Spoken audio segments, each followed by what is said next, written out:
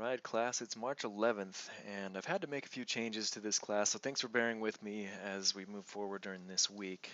Need to make a few updates to the week, so if you did go through already this week, be sure to take another look at it, because I've added a few items. So textbook chapters 9 and 14, voice over internet protocol and web conferencing, those are the topics of this week in general. And so I've got those textbook chapters to read, and also you're going to look at this hosting a Zoom meeting. This will give you a little bit of an intro to Zoom, which is becoming a popular video conferencing tool, probably one of the most popular new tools for video conferencing out there. And it's good to know about these tools, of course, so you can communicate with others in your presentation or in any kind of reason for education or otherwise.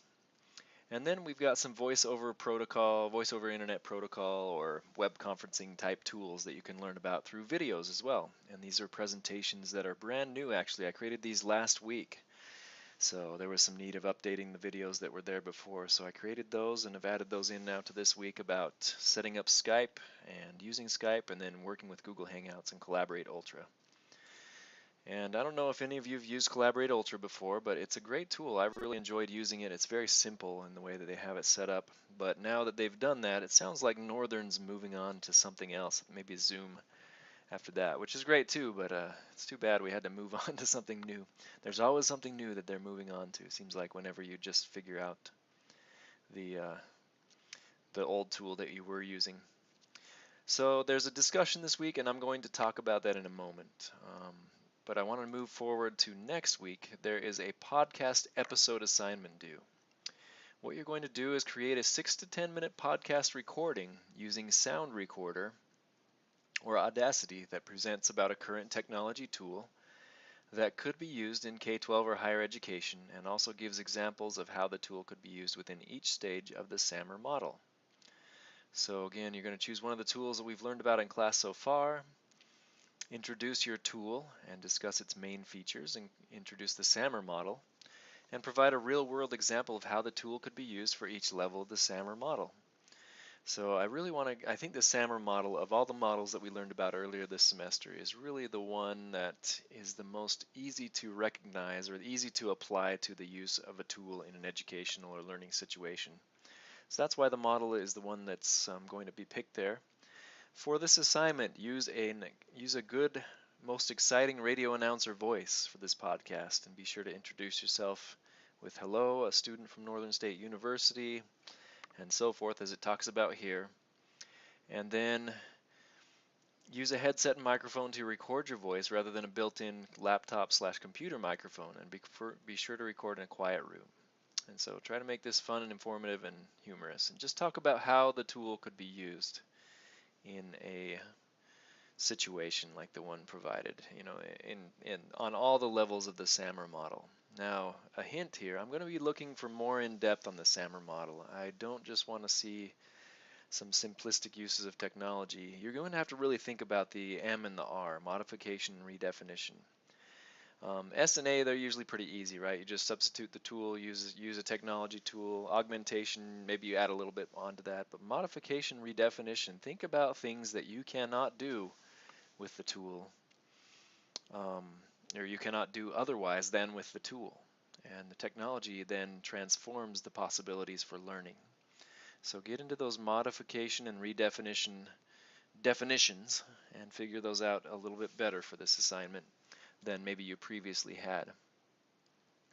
Alright, so I wanted to move on and talk about something that I've seen recently on Facebook. This is a post. It says a teacher in the US had her students turn their phones on loud, and every time they received a notification, they went up and put a tally mark under their correct category. This was one class, one period. Every one of these tally marks is an interruption in a student's education. Cell phones can be toxic for a learning environment, is the commentary there. So here's the chart, and that's actually quite a few marks on this chart. Now remember, I don't know where this came from. Again, you have to be cautious when resharing something on Facebook like this, because you never know, right? It could be somebody made it up, or maybe they came up with some other, maybe it's from another type of activity and somebody's just saying it was from this type of activity. But nevertheless, let's take it at face value and say that this was one class period, one group, and this is probably high school. It's probably high school students, I'm guessing, and that this many notifications did happen to students within that one class period. So let's just assume that. Now that's a big assumption again when anything's shared on Facebook, but let's assume that. So what I'm asking you to do then is to talk about the implications for this in this week's discussion on technology distractions in the classroom.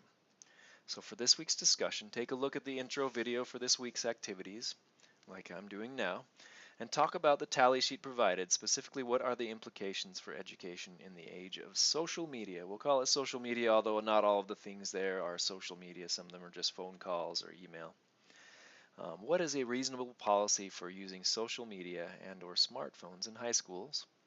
And where is the line between responsible and irresponsible social media use by high school students? I think, again, I didn't have a discussion plan for this week, but when this popped up, I thought this is gold for having some kind of a discussion on some use of social media.